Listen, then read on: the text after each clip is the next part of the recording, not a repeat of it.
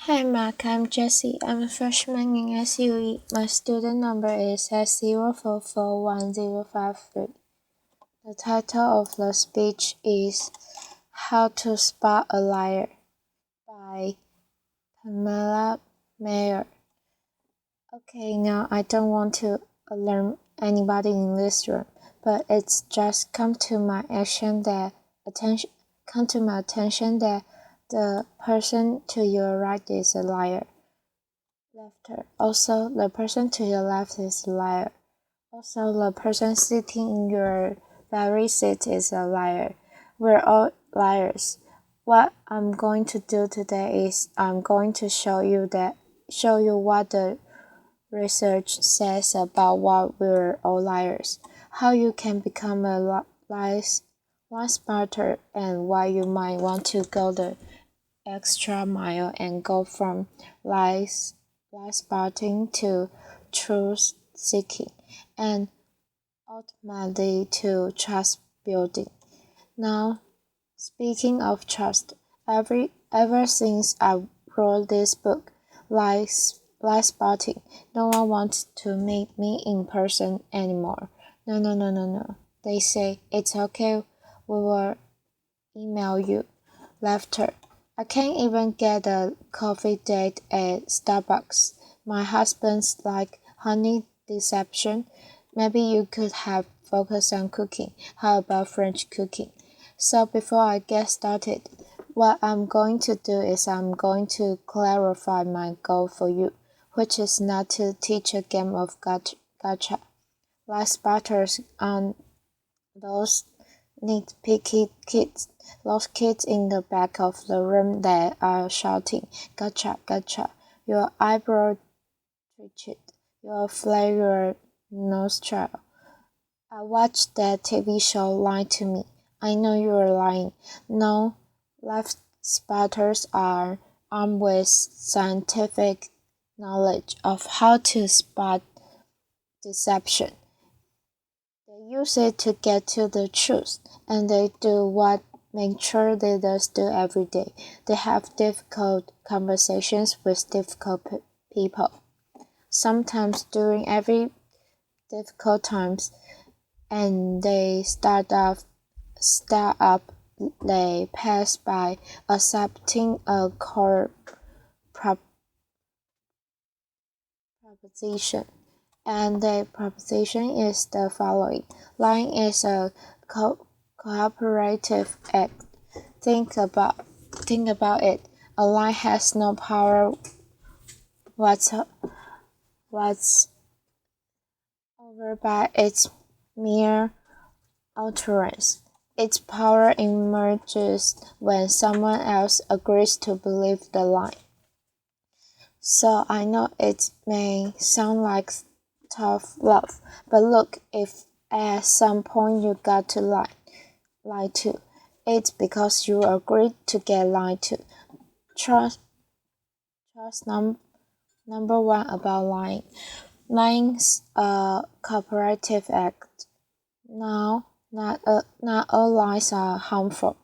Sometimes we're willing participate in deception for the sake of social dignity.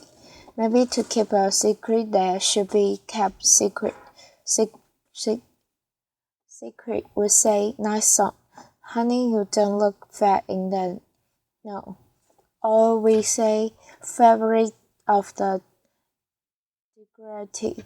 You know, I just fished that email out of my spam folder. So sorry. But there are times when we are unwilling participants in deception, and they can have dramatic cost for us. Last year saw $997 billion in corporate fraud alone in the United States. That's an eyelash under $1 trillion. That's 7% of revenues. Deception can cost billions. Think Aaron Madoff, the mortgage crisis, or in the case of double agents and traitors like Robert Hansen or Eldrick Games, lies can betray our country. They can compromise our security. They can undermine democracy. They can cause the death of those that defend us. Deception is actually serious business. This comment, Henry Overlander, he was such an effective comment. British authorities said he could have undermined the entire banking system of the Western world. And you can find this guy on Google. You can find him anywhere. He was interviewed once, and he said the following. He said, "Look, I've got one rule." And this was Henry's rule. He said, "Look, everyone is willing to give you something. They're ready to give you something for whatever it is they're hungry for. And that's the crust of it. If you don't want to be deceived, you have to know what it is that you're hungry for." And we all kind of had to admit it. We wish we were better husbands, better wives, smarter, more powerful, taller, richer. The list goes on. Lying is an attempt to bridge that gap, to connect our wishes and our fantasies about who we wish we were, how we wish we could be, with what we are really like. And boy, are we willing to fill in those gaps in our lives with lies. On a given day, studies show that you may be lying to anywhere from 10 to 200 times. Now, granted, many of those are white lies, but in another study, it showed that strangers lied 3 times within the first 10 minutes of meeting each other. Laughter. Now, when we first hear this data, we recoil. We can't believe how prevalent lying is. We're essentially against lying, but if you look more closely, the plot actually thickens. We lie more to strangers than we lie to coworkers. Extroverts lie more than introverts. Men lie at times more about themselves than they do other people. Women lie more to protect other people. If you are an average married couple, you are going to lie to your spouse in 1 out of every 10 interactions. Now you may think that that's bad. If you are unmarried, the number drops to 3. Lying is complex. It's woven into the fabric of our daily and our business lives. We are deeply ambivalent about the truth. We parse it out on an as-needed basis, sometimes for very good reasons, other times just because we don't understand the gaps in our lives.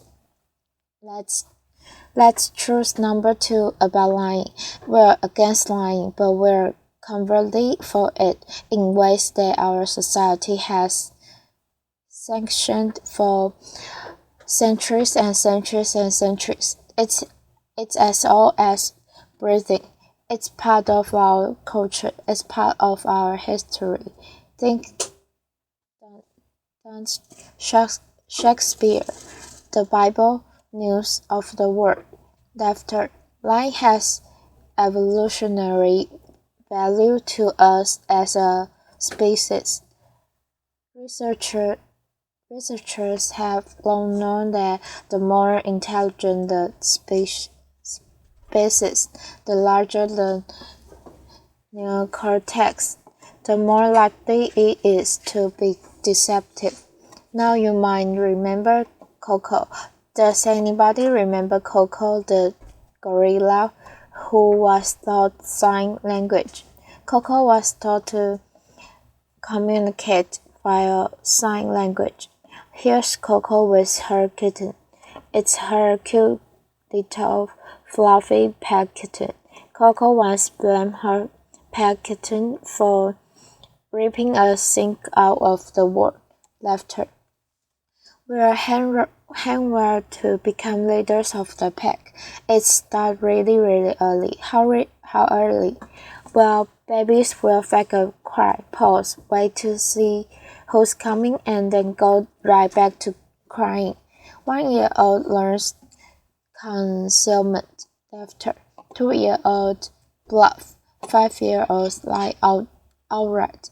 They manipulate via flattery. 9-year-olds, masters of the cover-up. By the time you enter college, you are going to lie to your mom in 1 out of every 5 interactions.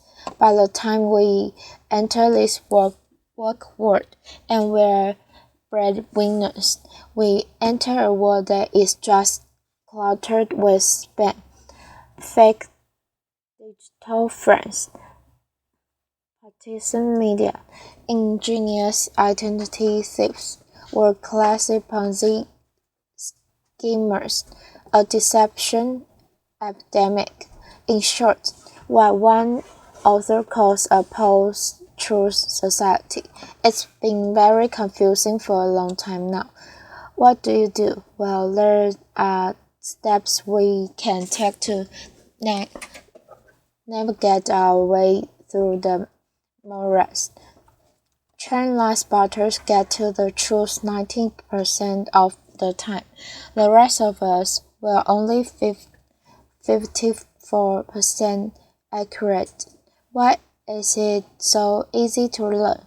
There are good liars and bad liars. There are no real original liars. We all make the same mistakes. We all use the same techniques. So what I'm going to do is I'm going to show you 2 patterns of deception. And then we are going to look at the hot spots and see if we can find them ourselves. We are going to start with speech. Video. I want you to listen to me. I'm going to say this again. I didn't have sexual relations with that woman, Miss Lewinsky.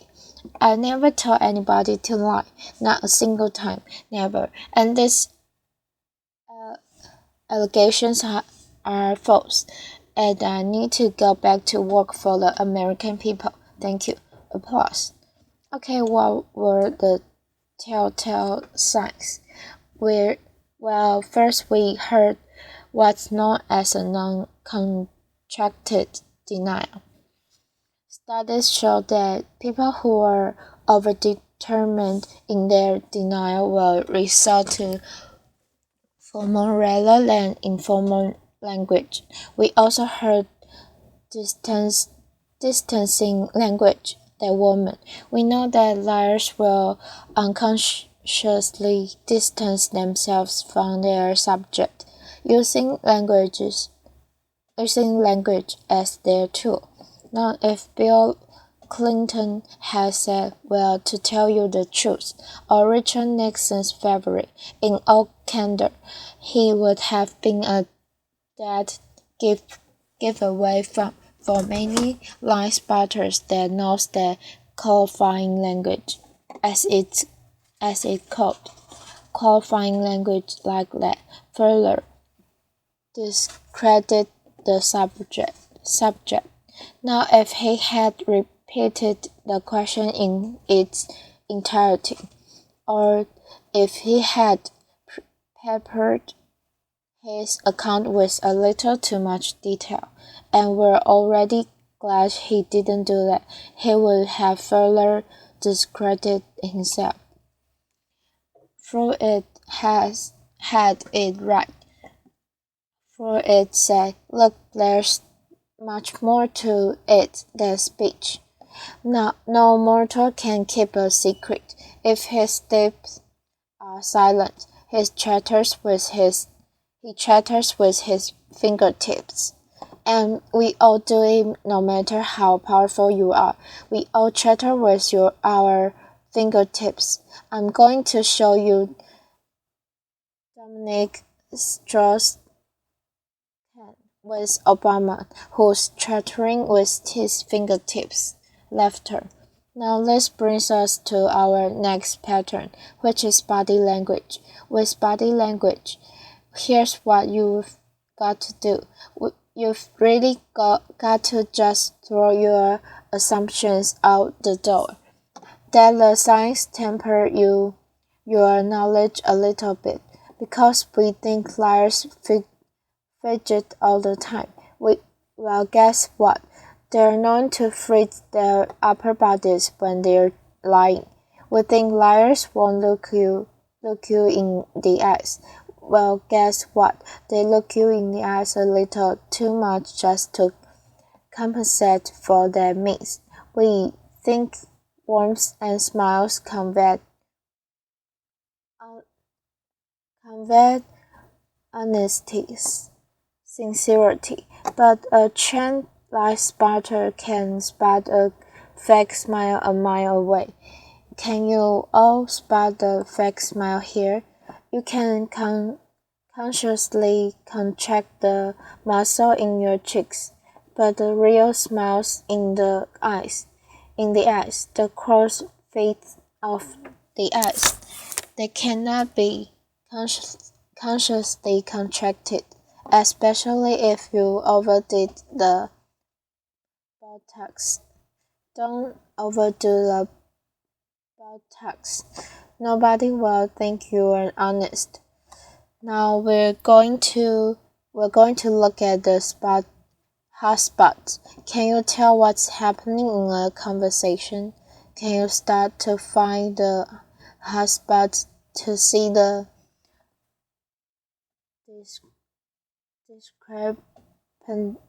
discrepancies between someone's words and someone's actions?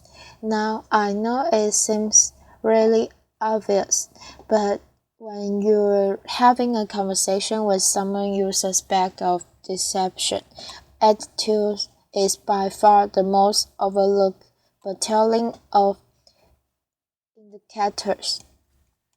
An honest person is going to be cooperative. They're going to show they're on your side. They're going to be enthusiastic.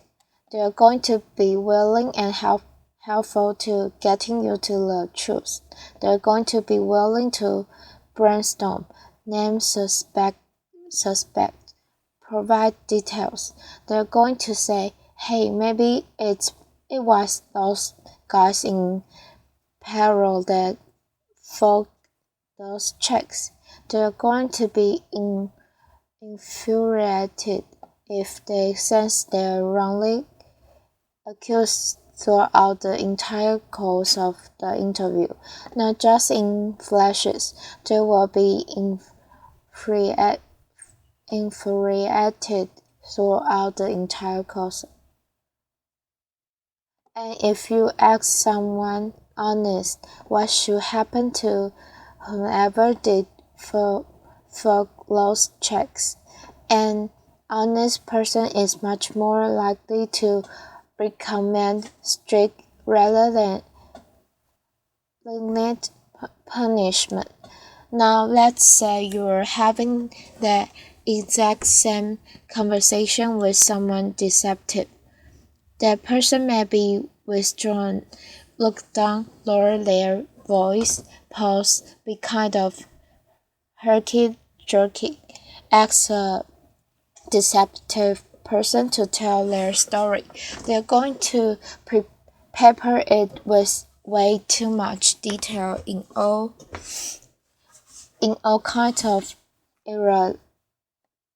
irrelevant places, and then they're going to tell their story in strict chronological order. And what the trained interrogator does is they come in and in very subtle ways over the course of several hours. They will ask the person to tell the story backwards, and then they will watch them squirm and check which questions produce the highest volume of deceptive tales. Why do they do that? Well, we all do the same thing. We rehearse our words, but we rarely rehearse our gestures. We say yes, we shake our heads. No, we tell very convincing stories. We slightly shrug our shoulders. We commit terrible crimes, and we smile at the delight in getting away with it. Now, that smile is not in the thread as duping delight, and we're going to see that in several videos moving forward. But we're going to start. For those of you who don't know him, this is presidential candidate John Edward, who shocked America by firing a child out of wedlock. We're going to see him talk about getting a paternity test. So, see now if you can spot him saying yes while shaking his head no, slightly shrugging his shoulders. Video. I'll be happy to participate in one. I know that it's not possible that this trial could be mine because of the timing of events. So I know it's not possible. Happy to take a paternity test and would love to see it happen. Are you going to do that soon? Is there somebody? Well, I'm only one side of the test, but I'm happy to participate in one. Okay, those head shakes are much easier to spot once you know to look for them. There are going to be times when someone makes one expression while masking another that just kind of leaks through in a flash. Murders are known to leak sadness. Your new joint venture partner might shake your hand, celebrate, go out to dinner with you, and then leak an expression of anger. And we're not all going to become facial expression experts overnight here, but there's one I can teach you that's very dangerous and it's easy to learn, and that's the expression of contempt. Now with anger, you've got two people on an even playing field. It's still somewhat of a healthy relationship, but when anger turns to contempt, you've been dismissed. It's associated with moral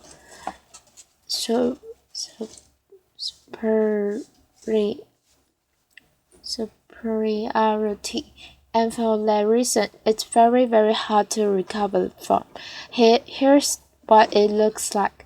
It's marked by one left corner pulled up and in. It's the only asymmetrical expression, and in the presence of contempt, whether or not deception follows, and it doesn't always follow. Look the other way, go the other direction, reconsider the deal saying, no thank you, I'm not coming up for just one more nightcap. Thank you. Science has surfaced many more indicators. We know, for example, liars will shift their blink red, point their feet toward an exit. They will take barrier object and put them between themselves and the person that is interviewing them. They all alter their vocal tone, often making their vocal tone much lower. Now here's the deal. These behaviors are just behaviors. They are not proof of deception. They are red flags. We are human beings. We make deceptive flailing gestures all over the place all day long. They don't mean anything in and of themselves. But when you see clusters of them, that's your signal. Look, listen, probe. Ask someone hard questions. Get out of their very comfortable mode of knowing. Walk into curiosity mode. Ask more questions. Have a little dignity.